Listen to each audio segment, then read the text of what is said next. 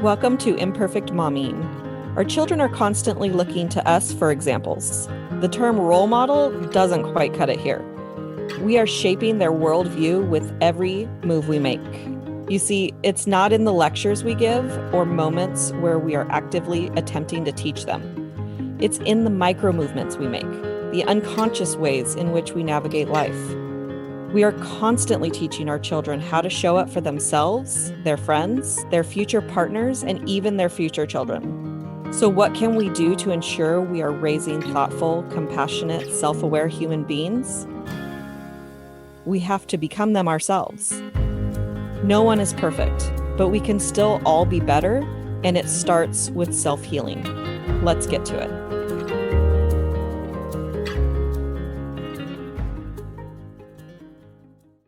Welcome back to Imperfect Momming, and we have a very special guest today, Dr. Sarah Allen. Welcome to Imperfect Momming. Yes, thanks for having me. Absolutely. So I'm super excited. We've been connected for probably over a year now, but we haven't had you on the podcast yet. Yeah, I know. We were just talking about that. Just it seems like we did, but we didn't. So I'm excited to be here. I think I went live in your group, and and then that was it. It happens when you're trying to do the whole mommy thing. Exactly. Things fall through the cracks. And I had a totally different system for cataloging and talking to guests. And so I know we had a pre-conversation, but we never had the actual recorded conversation. And so I was looking through my pre-conversations that never recorded, and there was your name. And I was like, that doesn't make sense. So I reached out. Yeah, it's wonderful. I'm glad we're doing it. So tell us a little bit about who you are and what you do. Yeah, so I'm a pediatric neuropsychologist, which really means that I look at the brain and behavior relationship in kids. So a lot of my work is looking at kids who might be struggling in school for various reasons and trying to find their learning profiles and helping schools figure out how to better program for them. I also do a lot of trainings for staff with a model I call Raising Brains, which is a book. And then I'm also a mom of, I have two kids and I have two bonus kids as well. So we have a blended family and just running around like crazy trying to figure out how to juggle all of that too. So I'm an entrepreneur and working mom for sure. Yeah, and I got really excited when I saw your book come out, and you said it's called Raising Brains. Yep. Mm-hmm. And do you want to tell us a little bit about that? Sure. It actually came from something my mother said to me, which is that people don't think that way about raising kids. She was saying when the pandemic hit and a lot of the schoolwork I did shut down. And I was I'm a thinker. Actually, my partner always tells me that that's my hobby is thinking. He's always saying that. So it was really kind of came about that way very naturally, just in how I think about raising my kids as raising their brains.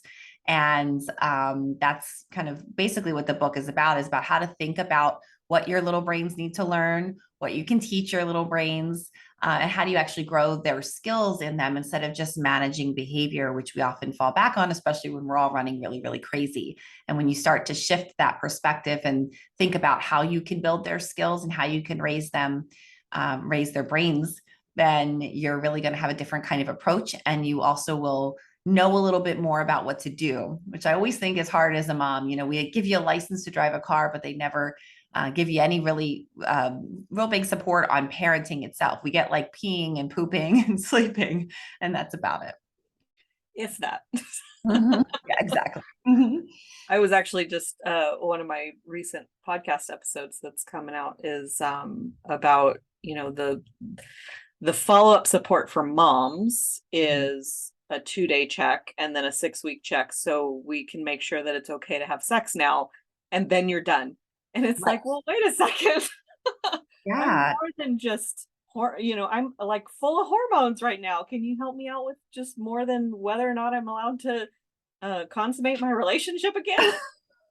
I know. And I always think the connection with other moms is so big, and we don't really talk a lot about that either, but people who've been there before you. And even that's kind of how I learned, my My very best friend had a daughter named Hannah, and I just, that was my first experience with raising my own kids. I consider her one of mine. And so I learned a lot about how to be a mom. And my friend Amy happens to be a teacher. And so a lot of her approaches are very teacher driven. And she recognizes the need to teach skills in kids naturally. And so just kind of combining that background I have in the brain and neuroscience with what she was doing with teaching and the way she was breaking down things for her kids to learn. You don't think of that often when you're parenting, that you actually have to teach your kids how to use the phone, how to ask for things, how to be polite, how to be respectful, how to have a friend. Those are things we just kind of take for granted sometimes that our kids learn. And over the pandemic, I think we really realized that, a lot of the stuff that was happening in schools with teachers helping our kids with these things were left to us because, without other people around and without the ability to go to school, we really had to work hard at it. And so this Raising Brains book was really born out of helping parents become a bit of a teacher. You are a teacher as a mom, and really recognizing that and combining that with the neuroscience has been really, really effective for people. And I'm super fascinated with neuroscience, and maybe had I known when I was younger, I might have gone a different path, but because it's so like I could live inside these kinds of books. I call them personal development books, but I'm really interested in how the brain works and how we learn things and how we how our limiting beliefs are created and all of that kind of stuff that nobody talked about this while I was growing up. Like this wasn't right. Normal talk, it was one thing that I'm really present with right now is the concept of don't speak to me that way. Right. The parenting technique of don't speak to me that way. And this is born from a very special weekend that we had. During the pandemic, my son's only socialization as an only child was the Xbox and being able to talk to friends on there. And so I believe that community and friendship and socialization is super important, especially with a child on the spectrum.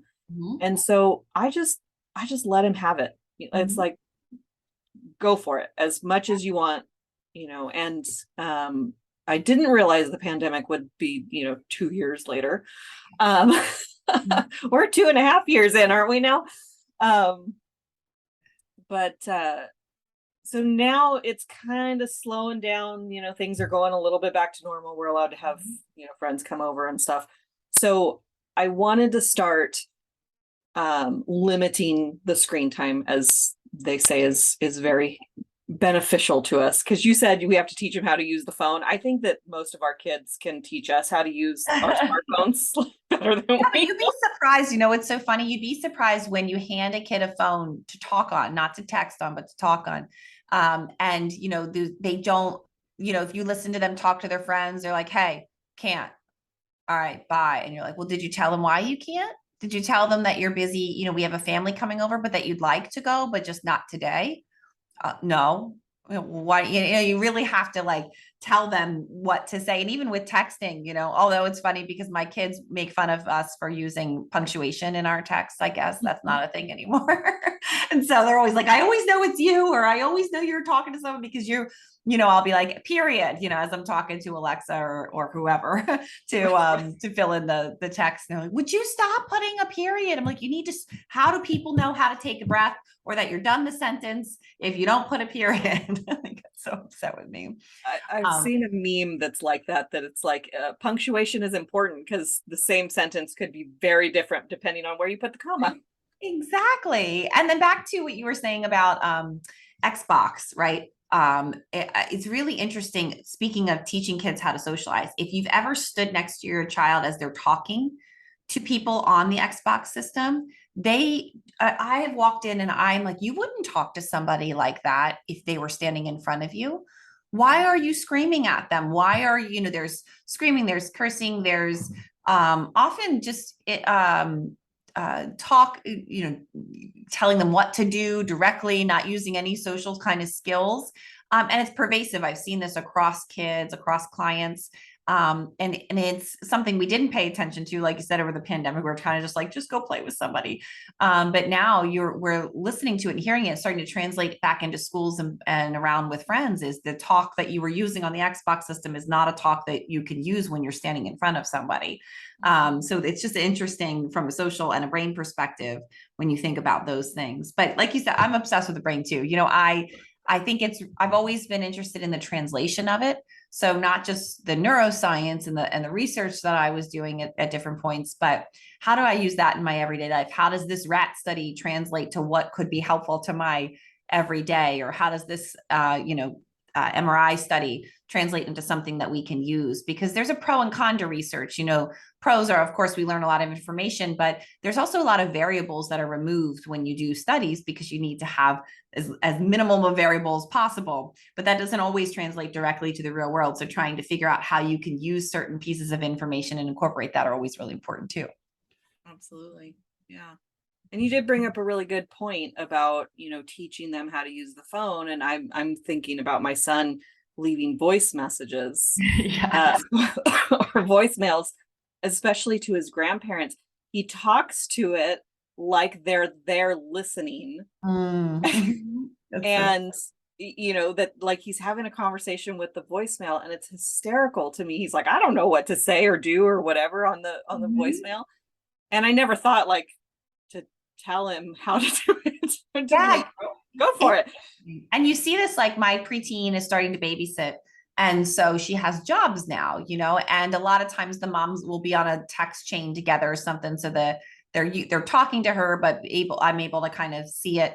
And oftentimes she'll say to me, how do I respond, mom? Or she'll say K. And I'm like, this is a mom. You need to say a few more words than that to her. Or we'll talk about how to respond, and really kind of figuring out how to help her figure out how to respond. And over the course of the last year, she's learned a lot about how to do it, to the point where now that she's babysitting, she'll text and say, would you like me to put chicken nuggets in for them? Or are you bringing dinner home? Something like that. And she's starting to learn how to communicate back and forth. But again, it's a skill that you learn. It's a job skill she's learning now. So it just always fascinates me. I don't know why it always fascinates me, because it's so prevalent now in my world, especially, but just this idea that we actually have to teach our kids how to do so many of these things that just seem to come naturally for us. If you're not an educator, if you haven't been in that world, it's just surprising, I think, sometimes to recognize that piece. Yeah. And I'll circle back to the don't talk to me that way. Because that happened this weekend. So we've enforced some boundaries based on some of the behaviors that were happening on Saturday. And just a general, I'm going to call it an attitude, because that's how we were, how I grew up being talked to, that if I talked to my parents that way, that was having an attitude, and my boyfriend and I are 3 months apart. So we had the same style of parenting. And I don't get as triggered by it as he does, where I understand that when there's that tone, that there's something beneath the tone. Right. And, we were driving in the car, and there was a lady in front of us who wasn't paying attention to what was happening. I couldn't even describe to you what she was trying to do. All I know is that we were like trying not to hit her while she was trying to figure out what she was trying to do. And my son said to my boyfriend who was driving, could you at least put on your signal with that, that tone? And that was triggering on multiple levels for my boyfriend, because nobody likes to be told how to drive, right? Especially by a 10-year-old who doesn't have a driver's license.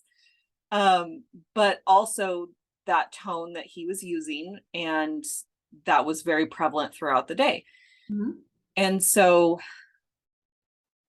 in the moment, I know that I said, he's scared. He was scared. I think that I had identified that was what was happening. I didn't go any farther in my thinking process until the next day. We were driving again, just he and I, and the light turned from yellow to green, or from yellow to red. That's Mhm. usually the direction it goes in. Um, and he braked really hard, and I was I was represenced to that same guttural feeling that I felt the day before with the hard braking of trying not to hit this woman.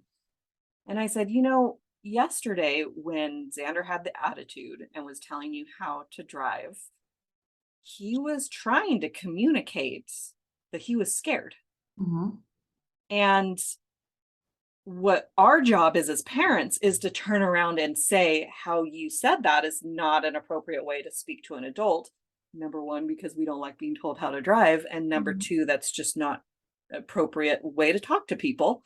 Mhm. But number two, give him instructions on how to identify what he was feeling and then express that. Right. And Right.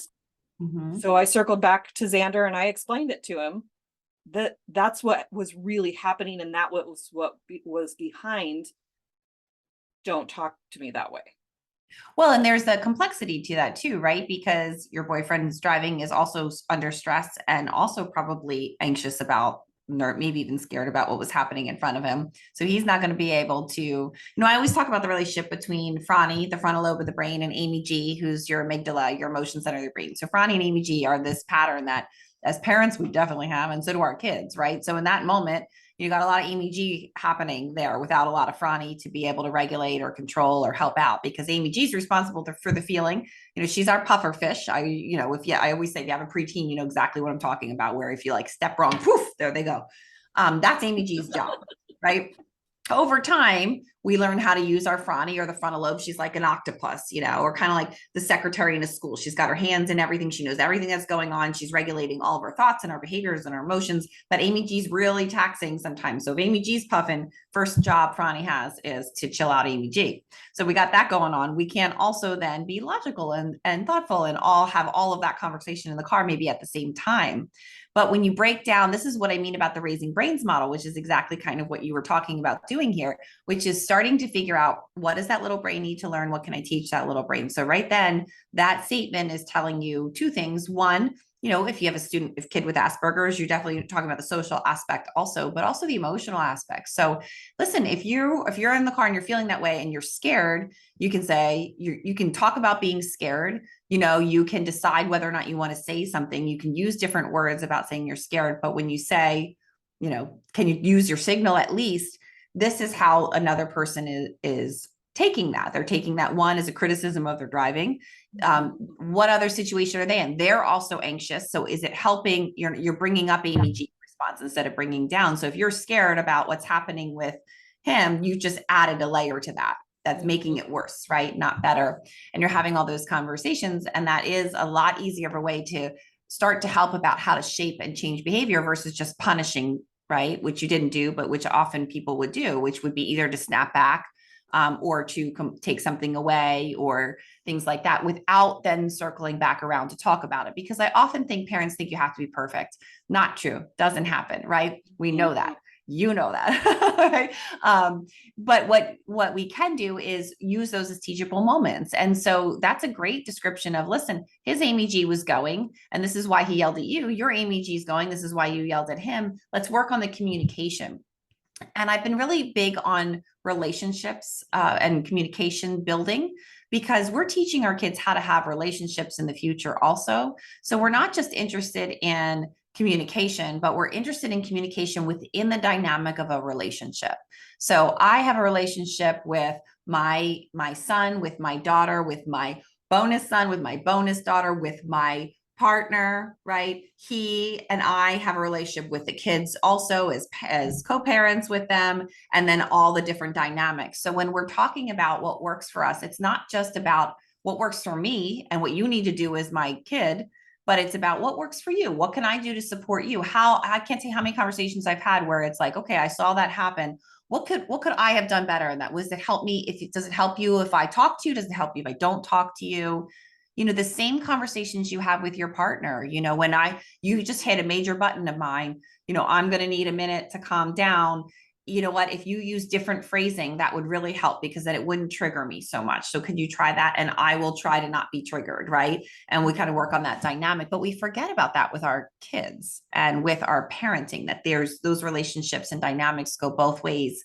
And that if we pay attention to that, we're working in the future. So there, to be able to work on the dynamic between your boyfriend and your son, to say, okay, here was that dynamic, and have them have that conversation too, so they can grow together, is important also. And we sometimes forget that extra little piece. Mm-hmm. Yeah, my goal was to have my boyfriend have that conversation, and he hadn't yet. And I was like, okay, well, I'm just going to jump right in and Yes, the subtitle to my book is Mindful Meddling. Because we're going to meddle, right? We're all going to meddle. And you did it in a mindful way. You kind of give a pre-conversation, that's always good. And listen, our lives move so quickly. I'm really big on efficiency and effectiveness and practicality. Practically, we don't always get those kinds of conversations, but to start to plant them and then start to give them a chance to work on their own relationship too is really important.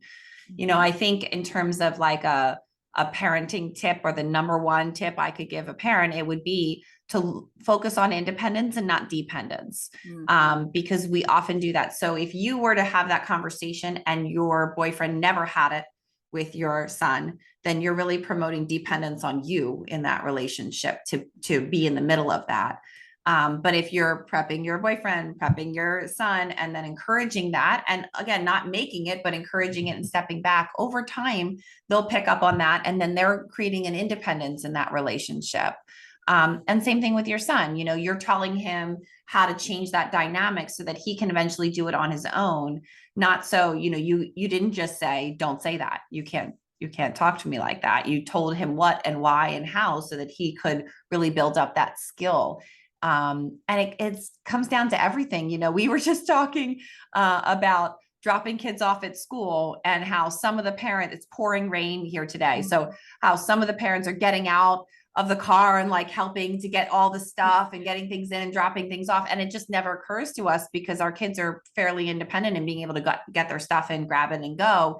That is the dependence to a T, being able to, they can't even get out of the car on their own. They can't even, do these things. We're really interested in, yes, we want our kids to talk to us. Yes, we want to be a confident and a friend at times to them. We want them to lean on us, but we want them to be able to be independent and grow themselves, not so dependent on us that they can't do things on their own, because then we're not doing our jobs as parents to raise these independent brains. Yeah, absolutely. And I noticed that there's certain areas where my son is very codependent with me, but when I'm not around, or he knows that I'm unable to, he does it all by himself. And I'm like, what? What is happening? How come you're not doing it on your own? If you talk about, like I was just talking about my daughter working, I'm not saying don't help your kids, right? Like I'm helping her figure out how to have those conversations. But when she says, can you just text mom? I say, no, you can text it. Here, let's talk about what the text will look like. I might even help her draft the text in the beginning, but she's going to send it. Ordering at a restaurant. We were just talking about this with her the other day, and she's like, I can't believe parents are still ordering for their kids. And she can hop on her bike, run downtown and order her own stuff. She's ordering her own clothes, those kinds of things, because, that is a value of mine, is that independence building. So again, it doesn't happen overnight. It's not like, no, you do that, we're not helping at all. We still were there for emotional support. We're there to build those skills, but we're also there to say, okay, so why did you have that fight with your friends, and how could you, handle it? What do you think they were thinking? How do you think they felt about what you said? That's not dependence, that's independence building. Even though I'm there to support and to help them figure it out, I'm helping them figure it out, instead of saying, don't speak to them, don't ever talk to them again, they're clearly a bad friend. Or if you don't get along, don't go over. That's not helping at all. Or even going over and fixing it myself, calling the mom and saying, they got in a fight. Well, we'll just tell them these things. Okay, good. They can go play again. That's dependence building too. Yeah, for sure. Yeah. My son loves his teacher, absolutely adores her. And he's scared to ask her things. And he was gone last week, and because he was sick for 3 of the 5 days. And when he came back yesterday, all of the kids had blankets at school. Mm. And he made the assumption that they were given blankets either by the school or by the teacher, and he wanted to know where his was. Mhm. And he said, and I said, well, why don't you just ask her? And he goes, well, Mom, can you just text her, please? And so that's something that I'm mindful of, that he's asking and depending on me for that communication between him and the teacher. And so I'll start working on at least, well, what would you say if you were me? Stuff like that. Yeah, or let's draft an email together. You typically the kids have access to their teachers in different ways these days. And I'm not saying, again, mindfully meddling, right, is our key here. So, I might send a message to the teacher, say, hey, he's going to ask you about this blanket thing. Just wanted to give you a heads up. That's very, we're in the basics, first steps. That's very clearly, we're still building independence, but we're helping it along a little bit. So she might say to him, hey, did you have a question for me or something like that, to kind of help smooth that over. Those are okay. But if the mind is always on, how do I build this skill up in him? Like you said, he needs to start to advocate for himself. Then you're doing the right thing. When you start to just message because it's faster and you want to hear them stop talking, which we all do sometimes, don't get me wrong.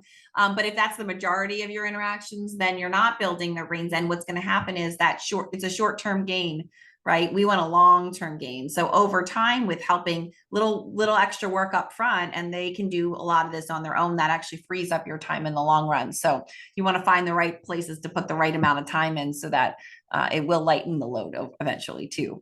Yeah, it's so important. I'm a really big advocate of allowing your children to ask questions. And as he's hit this age now, I'm really, really glad that that he is asking questions still, because of, a lot of the things that I do that are subconscious or unconscious are things that created limiting beliefs for me, because I didn't ask the question and the conversation didn't happen. And so he asked me if I would pick him up from school today, and we had established a very strict "you're taking the bus from home" rule, because I kept showing up and he kept taking the bus. And I'm like, and it happened three, Oh my gosh, that one maybe four times. And it's more irritating, right, than anything. It's like, well, it's disrespectful of your time, right? You ask them again, what does that brain need to learn? Something, you've asked somebody to do something and then you make a different choice, then these people aren't going to want to support you anymore. It's a good lesson. Yeah. Exactly. So when he asked me today, I checked my calendar and I said, no, I have the time to pick you up. But you don't take the bus. Like I got very serious, and he said, Mom, why did you get so serious? And I said, well, because we've had scheduled days to pick you up from school and you take the bus. And he said, well, didn't it only happen twice? And I said, at least 3 times, but maybe more. But thank you for asking that question, because I didn't even notice that I got super serious. Right. Well, and questions are really important in general. A reflective questioning style when you're parenting is awesome. So the other way that conversation could have gone or could go in the future is, why are you interested in me picking you up? And how do you think it would, so a couple times I've tried this and you've gone on the bus. How do you think that would make me feel? Why do you think that I would be getting frustrated right now? And those questions really force kids' brains and their pathways to connect a little bit more, and for them to start to learn those things and recognize them things. They even evoke our AMG, our emotional response, a little bit sometimes, which is how we learn. Anything that's emotional for us is what we remember. We don't remember everything. We don't learn everything, but things that have a little bit of an emotional salience to them are what we do remember. So by asking questions, we're kind of starting to get their brains processing and working. And we typically can grab some emotion along that way too, because now they're starting to consider, well, wait, how did that feel to you? And what does that feel? What does that feeling feel like? Have you ever felt that way? Has that ever happened to you where you've we said you were going to do something and then we didn't let you. How did that feel to you? How do you think it feels to me when that happens? And that's a whole other lesson that you can gain from that one little teachable moment. So I love asking questions, and you find out some interesting things. Sometimes kids will say something to you and you'll ask them why, and you'll realize, oh, okay, that makes can I have a sleepover? Not today, and they're like, but I really want to sleep over. Well, why do you really want to sleep over? Well, this is a friend who's leaving the school and they're not going to be here for a long time. Oh, okay. Well, that's a totally different, we can really talk about that versus if we aren't open to that. And that's a big example, but even tiny examples sometimes of, asking to something you initially have a gut no to say like, why are you asking that? Or what are you thinking about that? Because that helps you talk through those things. So what do you think? Well, here's what I'm thinking is that, if we had a friend over, we have to get up early and these kinds of things. So what do you think about it? And you end up having this conversation that again is building independence, not dependence, because now they're thinking, oh, well, we have to get up early. Well, what if we went to bed early? Or what if we hung out for a while, but then they went home, like they're starting to think about the situation themselves and trying to balance things in their own life too, which is an important skill. Yeah, I love the connecting of the emotion. I don't do that often, but I did do that with the kitty litter. I'm not allowed right now because I'm carrying babies. And my boyfriend had a strict, I'm not doing the cat poop because he didn't want a cat. And so the only person left was Xander, that was always supposed to be his job anyway. And so he was not happy about needing to do it. It stinks. It's, it's not enjoyable for anybody. And I said, but how would you feel if you were a cat and nobody cleaned up after your poo and you can't do it because you're a cat? And now you just have to poo on top of your poo and pee on top of it and everything. And how would that make you feel? And he goes, I don't think I'd like that very much. And I said, well, baby kitty and Skittle don't like that very much either. So you got to clean up after them. Yeah. Aww, that's funny. That's so cute. So, can you give like a 2-minute rundown of your puffer fish and because I know what you were talking about because I've a little bit studied the brain and I watched a live that you did explaining it. But we went through it kind of fast and I just want people to like really understand because I call it the lizard brain. Is that one of the brains that you were talking about? One of the more primitive parts of our brain. I'm happy to too. And then, like you said, I do have I have some lives and I also have some great little reels about parts of the brain on my Instagram. So you can always go to at drdr.sarah, SARAHL, Allen, ALLEN too. And you can find a lot of this on there too. So if you want to know little clips of this, you're welcome to do that. And to show the kids too, we actually have some images of the parts of the brain you can take a look at too. So, I often, there's a couple parts of the brain that I think are the most important. As I mentioned to Amy G, she's the amygdala of our brain. She's the emotion center of our brain. So she's tucked deep inside the brain because we keep the things that really protected that are really important to us and important to our survival in particular. So all animals have a version of an Amy G because this emotion is what drives us towards things or away from things. So our fear response is going to drive us away from things, right? We feel really good about something, we're going to be driven towards things. And that's all based on chemicals. Our brain talks based on chemical and electrical impulses anyway. So we're either going to be given a lot of dopamine, which is a chemical and neurotransmitter towards the front of our brain, which is our frani. The frani is the frontal lobe, and that's going to make us continually want to do something. Or again, we're going to have a fear response and be driven away from it. So the Amy G goal is to help us figure out a directionality in life. Emotions are good. We want emotions. We can't survive without emotions. A flat affect doesn't give you any movement at all, right? You're not going to go towards, away from things. You're just kind of going to be there. So we often have this misnomer, I think, when raising kids and even ourselves to think that we should have less emotion, we shouldn't feel. should not be the goal. Feelings are good. We want feelings. As a matter of fact, I'm sure as a mom, many people can relate to the idea of kind of losing yourself and losing what's important to you. And the best thing to do with that is to start to find yourself, find what makes you emotional. We forget the things that make us happy or things that make us sad. We kind of lose that sometimes when we're just constantly worrying about other people's needs, right? Yeah. So Amy G is good. We want to go back to feel. You want to be in touch with how you're feeling, and because that's going to help you determine a direction in life. So when it comes to raising our kids, we want their Amy G responses. As a matter of fact, kids who have kind of this overabundance where they're having outward behaviors, that's not a bad thing. It doesn't feel good to us all the time, but that's almost easier because the emotions are coming out already and we can help them figure out how to kind of regulate them or work with them.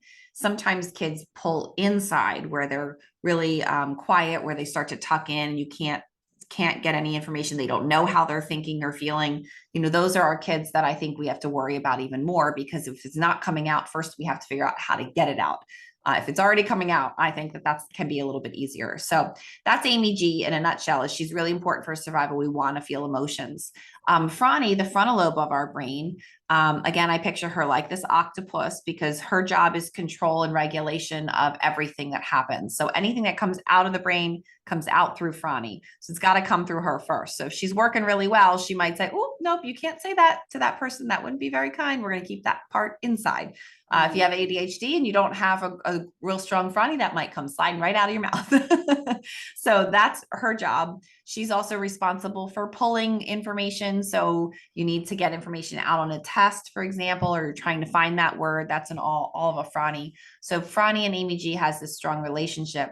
Then you add the learning and memory centers of our brain, which are right next to our emotion centers. That's Hip the hippo, I call him.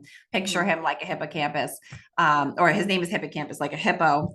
I often say people of our age usually know the elephants can't forget, but you'll be surprised if, a fun fact, if that makes sense to you, go ask your kids because they have no idea what I'm talking about when I say elephants never forget, and to tie a string around your finger. They've never heard it before. It's so surprising. But in any case, hip to me is the hippocampus with a string around his finger. I know it's elephants can't forget, but for me, it's the hippocampus, the hippos can't forget.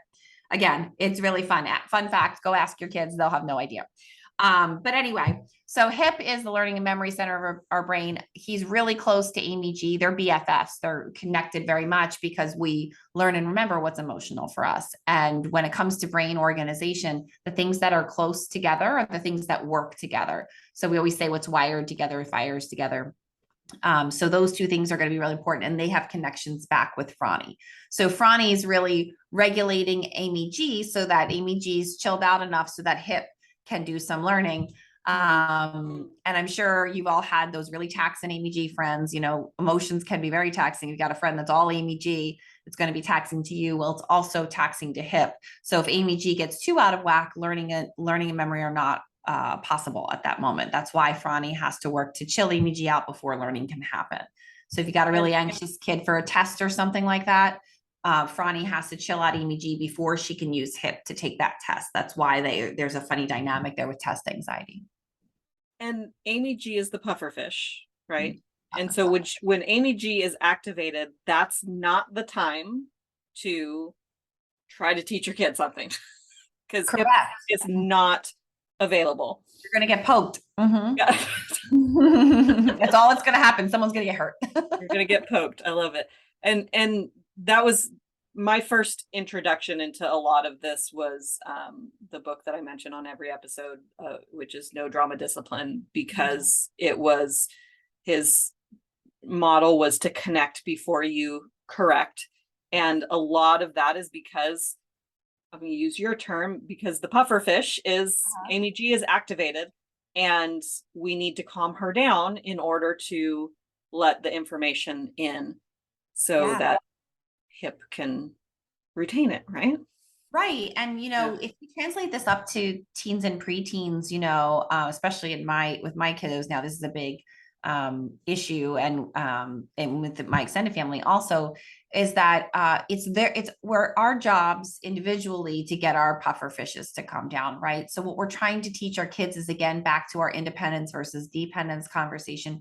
It's not us trying to calm our kids' puffer fishes down. We need to teach our kids how to do that for themselves. So what you were just talking about, where if you have a pufferfish kid happening, you're right. No, nothing is going to really get to them. The focus needs to be on that calming down. When they get to be of teenage years, there's going to be a point where the dynamic of that conversation is not going to be helpful to either of you, right? It's either an I hate you, or, there's going to be comments that are thrown that get under the belt, that your relationship really gets tarnished when a teenager or preteen or teenager puffs. When they're puffing, there's hormones involved. Everything's the worst thing in the world. And that's a genuine feeling. Our chemicals of our brain make up the way we perceive the world. So they're hormonally, everything is the end of the world right now. It does feel that way. They are up really high. They can't get down. You're not going to be effective in doing that. So what I always recommend at that point, if you're getting into a lot of these back and forth battles, with your preteen puffing really quick and you can't get them down and nothing seems logical. People will say to me things like, they seem like a crazy person. They're psychotic. They need to go to therapy. There's something wrong with them. Most of the time, they're just teenagers with major pufferfish reactions here that are happening from a biological standpoint. So think of them again, more like a toddler in the way that you would respond to them. So you don't want to reinforce that, but you do want to offer them some support on how they calm down. The way you do that is by conversations outside of those times. Hey, listen, I have, this is really impacting our relationships negatively. I'm yelling, you're yelling. That doesn't feel good to either one of us. So during those times, I'm going to separate myself. Either you lock yourself in the pantry, that's usually my spot, or, you leave, you walk the dog, you go around the corner, they leave, whatever it is that you try to separate so that the physiology of the body calms down. And then you can have more of a conversation. But not engaging in what they say to you. Everyone else's mom is doing it. You won't let me. Well, that's not true. Or even it is true, it's irrelevant in this particular conversation because you've said no, not going to happen. So I'm sorry you feel that way. I'm going to go take a break. We'll talk about this later. Cutting off that back and forth dynamic is going to be your best bet, because it's almost easier to do as a toddler. They also come at you often, mom, I need to talk to you. I have to talk to you now. It must be right now. Mom, why are you ignoring me? And there's this big spin and you start to feel guilty about it. But the separation is really going to be very key. And I'm not saying to do that cold turkey. I'm saying have conversations up front about that dynamic and the importance of them being able to regulate MEG when they're calmer, so that you can really then work on that. Because you're right, once they go puff, that's it. They don't tend to be able to logically think. You can't. From a biological standpoint, Franny is working so hard to chill out MEG. She can't do anything else. She can't pull any information from hip. It's one part of our brain that's the regulation. That's why even kids like flail, lose their body, lose the control over what they're saying. All of that is Franny, and Franny is working really hard to calm MEG from puffing. Yeah, and that was part of Saturday. I love that you said that. I love when I get validated for things that I did. But we were, kind of doing the luxury parent thing, and I was like, this is the luxury parent thing. We need to chill out. What I said, what we need to do now is everybody needs to go to their corner, and everyone needs to calm down. And when you're ready and you feel calm, you come back to us and let us know that you're good. Yeah. It took him an hour to calm down, or to come back to us anyway. And that was the hardest hour of my entire life, because I really struggle when anybody else around me is unhappy. Yeah. It's hard to watch your kid be unhappy. It's hard to watch your kids struggle. That's why independence teaching is so difficult, because we don't want our kids to not know why the blankets were given out, right? We don't want them to not be able to get their homework in because they didn't ask a question, or to feel bad, based on some consequence, or like what was happening, in your household that weekend. But it's really important to know that when you have MEG involved, learning will happen.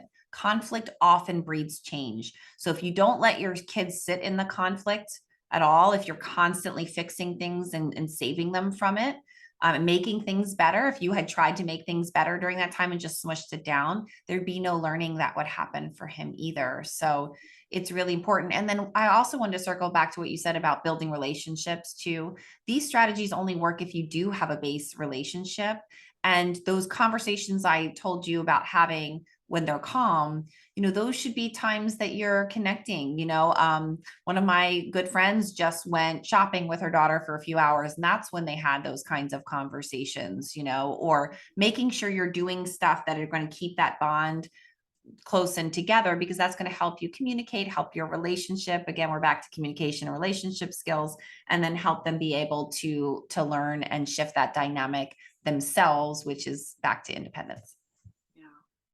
And I could have so many conversations, like we could just talk for hours and hours about this kind of stuff. And the cool thing about my son is that he really doesn't let me try to calm him down. Like Yeah. he's not distracted by my distraction. It used to work, I'm sure, when he was younger, but now I'm sure it's a little bit harder. Yeah.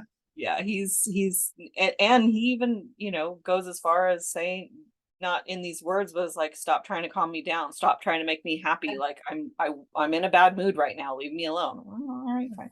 And I love that he knows how he's feeling, at least. But for other people, distraction's not a bad strategy. I'm not saying don't do that, but what I am saying is, if you're going to do that, tell your kids what you're doing. I'll give you a good example of this. For my daughter, we were coming home from the shore one day, and there was a big accident in front of us. There were helicopters circling. So clearly this was a pretty big accident. She was very anxious and upset and overwhelmed. And, in the past we had, okay, well, when we're overwhelmed, when we're anxious, we can change the channel, just like watching TV, we can pick a new one. And so we had talked about that for a long time.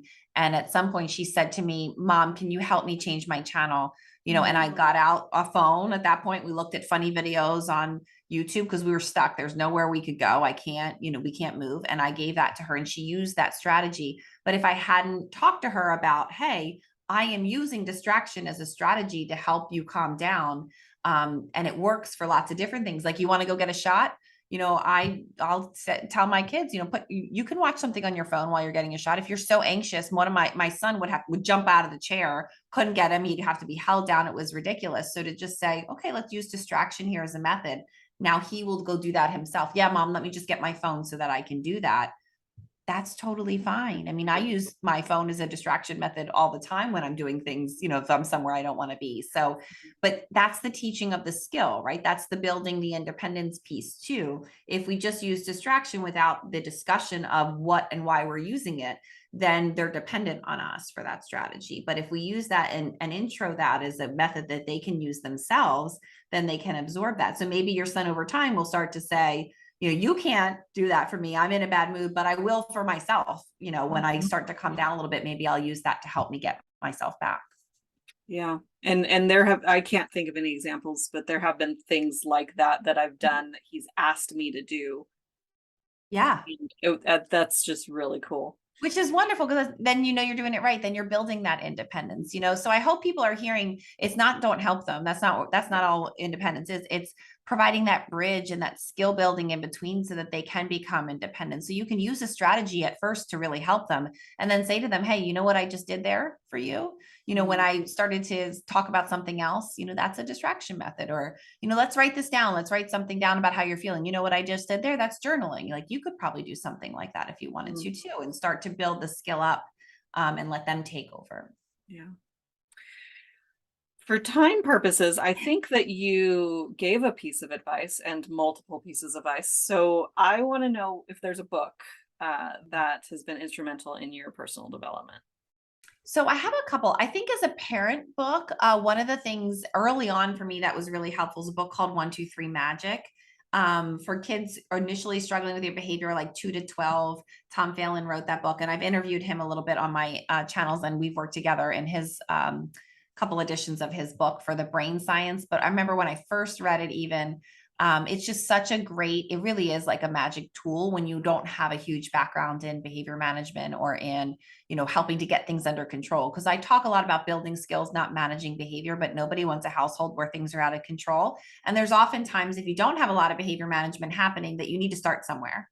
And so I think that is a great place to start to get things at a level where you can then work on building skills.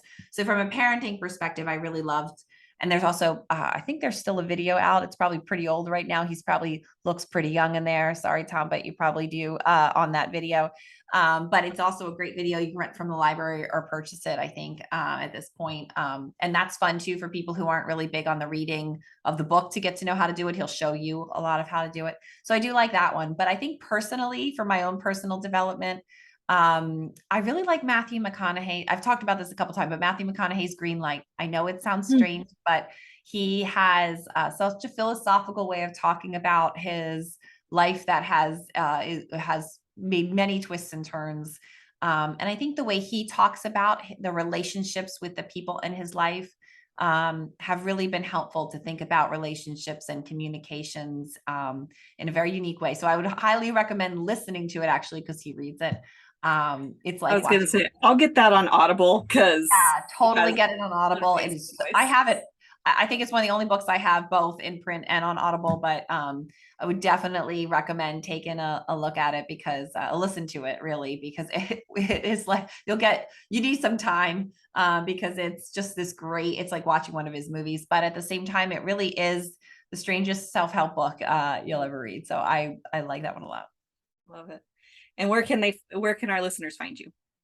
So the best place to look for the most up-to-date information is always my Instagram. As I mentioned it before, it's at dr.sarah.l.allen. You can also check out my website, which is brainbehaviorbridge.com. And that has the up-to-date information too. We do a lot of teacher programs, a lot of different parent support work for raising brains as well. And just some fun different giveaways we have as well. Very cool. Well, thank you so much for being a guest on my podcast. Finally. Thank you so much. Absolutely. And I enjoy this conversation so much, like you don't even know. It's always fun to chat with a fellow mom. So so we'll have another episode of Imperfect Momming for you next week. And until then, keep healing. Bye, guys. Thank you for tuning in to Imperfect Momming. It's time for us to step up and realize that our power is not in trying to shape our children.